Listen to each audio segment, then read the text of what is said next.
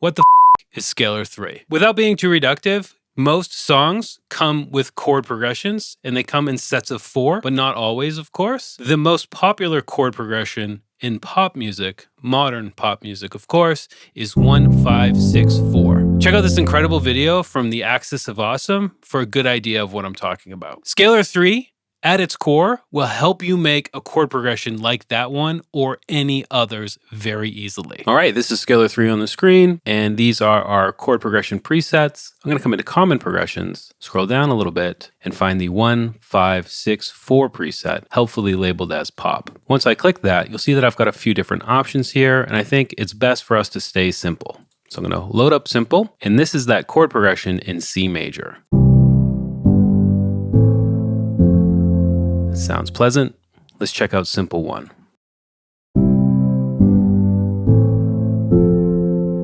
So it's still the C major 1, 5, 6, 4 progression, but which keys are actually being pressed or changing to give us a different sort of feel. But let's thicken it up, i.e. add more notes to the chord, because with scalar, it's super easy.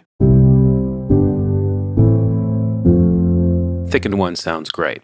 I'm going to lasso all 4 of these by clicking and dragging over them. Now that they're highlighted, click and drag down here to the bottom where it says main track. And I'm just going to go ahead and play through it.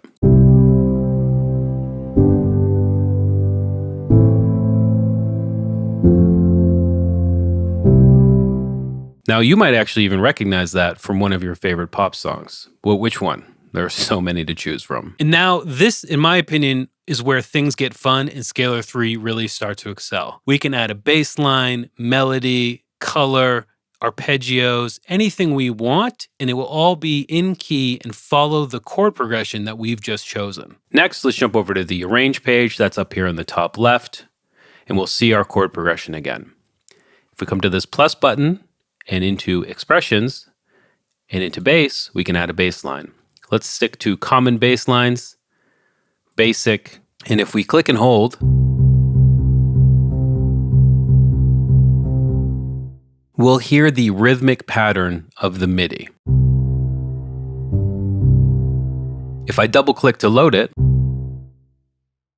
you'll see that the rhythmic pattern is there, but now it's been distributed amongst the scale of our song because it's following the main track chord progression.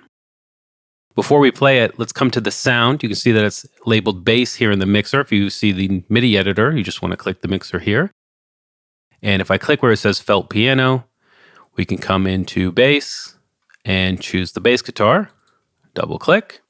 And now if we play these together,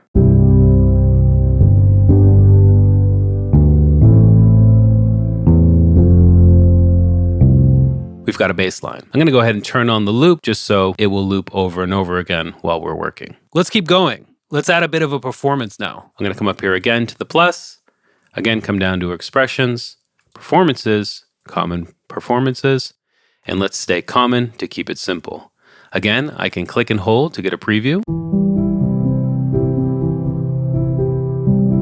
Let's just go ahead and load it up. Now again in our mixer, instead of the felt piano, let's come into guitar and load up the acoustic guitar.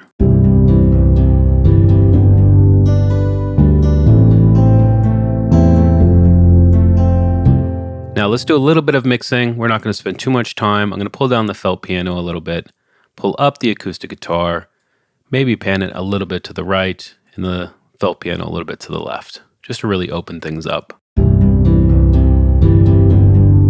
Now for me, that sounds like it's clashing or in the same space as the piano. So what we're going to do is come over to the harmonic modifiers and modify the common performance. So the first and easiest way to make things a little more separate is just by pulling that up an octave.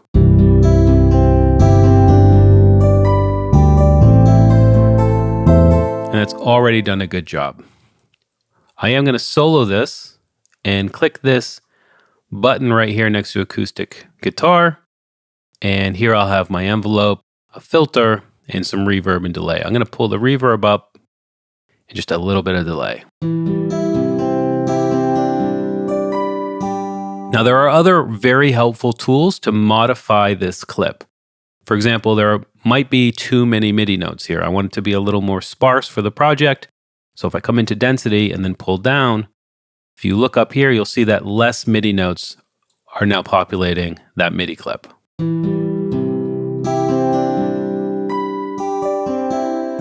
And let's listen to it in the context with our chord progression and bass line.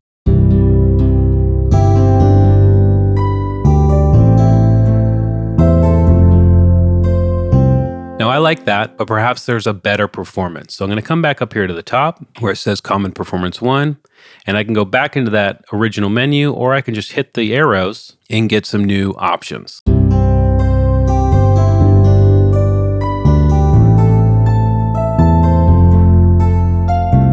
And to be honest, that one's working. All of the harmonic modifications that I've made will be applied to any of the new performances on this particular clip. Each clip will have its own set of harmonic modifiers, and you can even make different clips inside of any track. So I can make harmonic modifications to this and this separately on the bass line. I can also delete this clip and then pull this over to go back to what we had before. And let's just listen one more time to what we have so far.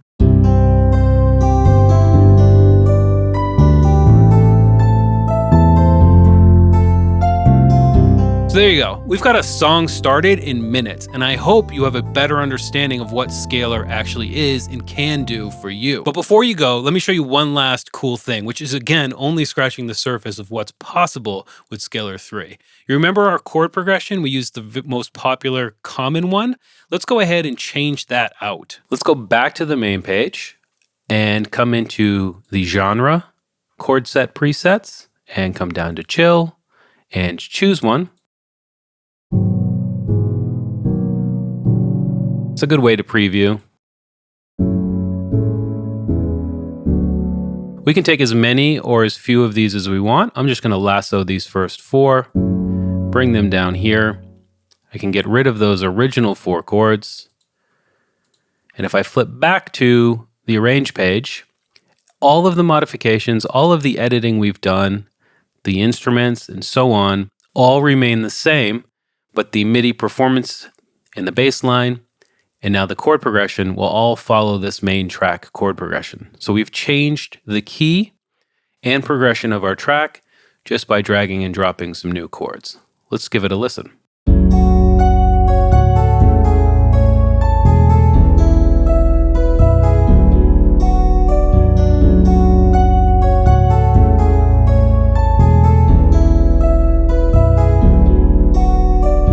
There you go. I think you'll admit that's incredible. This is only scratching the surface of what's possible with Scalar 3. There are these basic features which will help us get started no matter what level you're at, but there's also really advanced features like key changing and modulation and all of the music theory you can ever ask for. In fact, I've learned more about music theory using Scalar since version 1 from Scalar than any other video tutorial or online course I've taken throughout my music making career. It really is the best plugin I've ever used.